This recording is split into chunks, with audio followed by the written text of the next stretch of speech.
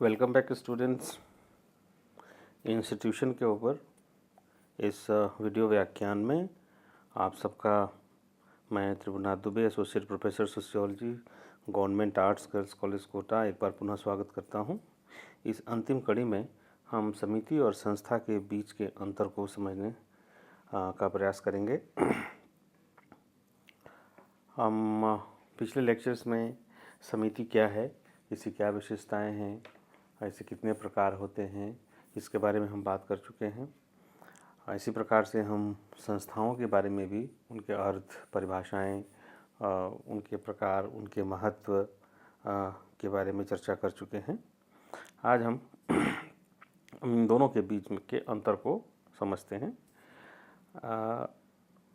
अगर आप पिछले लेक्चर्स को ध्यान में रखेंगे तो ये समझना आसान होगा कि जो पहला अंतर है समिति और संस्था के बीच में, वो ये कि समिति जो है व्यक्तियों का एक संगठित समूह है, जबकि संस्था नियमों, विधि विधानों और कार्यप्रणालियों की एक व्यवस्था है।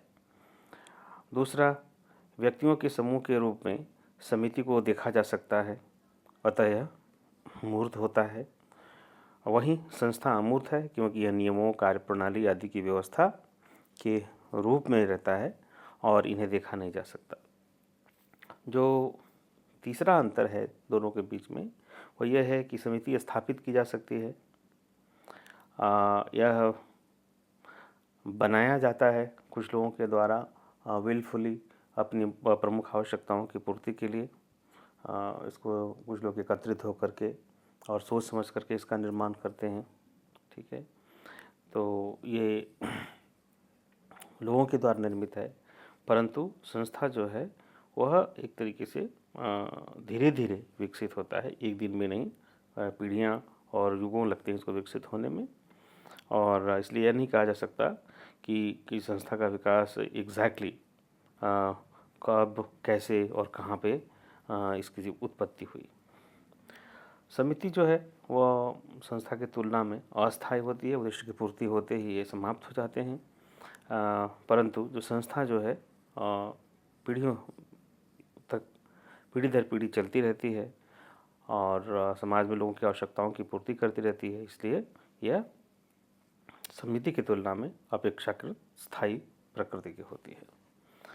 जो पांचवा अंतर है ये कि समिति का एक अपना नाम होता है, संस्था के भीतर उसका अपना एक प्रतीक होता है और जिसके आधार पे हम संस्था को समझ पाते हैं या उसको पहचान पाते हैं प्रतीकों के माध्यम से। नेक्स्ट ये कि समिति व्यक्तिगत हित या कल्याण पर जोर देती है, संस्था जो है सामूहिक कल्याण पर जोर देती है।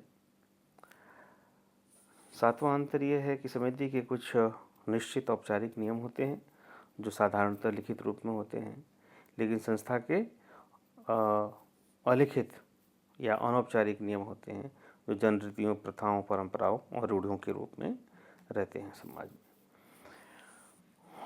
आठवां अंतर यह है कि समिति की जो नियंत्रण शक्ति अपेक्षाकृत संस्था की तुलना में कमजोर या शिथिल होती है।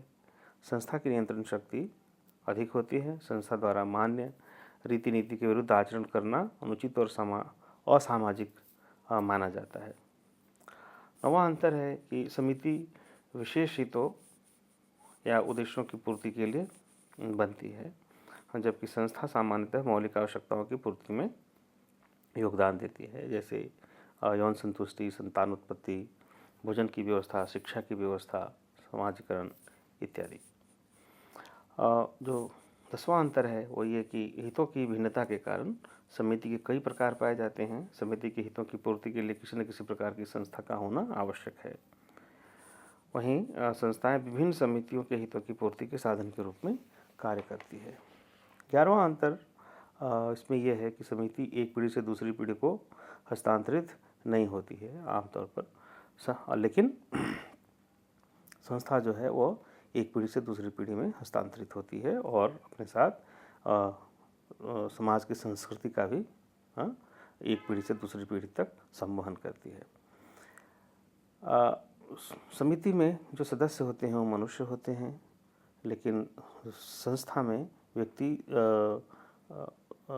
संस्था का सदस्य नहीं हो सकता है, क्योंकि संस्थाओं का निर्माण नियमों, कार्यप्रणालियों के द्वारा होता है। तो ये प्रमुख अंतर है संस्था एवं समिति में। और मैं समझता हूँ कि हमने लगभग सभी महत्वपूर्ण पक्ष जो है संस्था का एक अवधारणा के रूप में उसको हमने समझ लिया है। तो हम इस लेक्चर को यहीं पे समाप्त करते हैं। आप सब इसको अच्छे से पढ़िए और समझने का प्रयास कीजिए। बहुत बहुत धन्यवाद।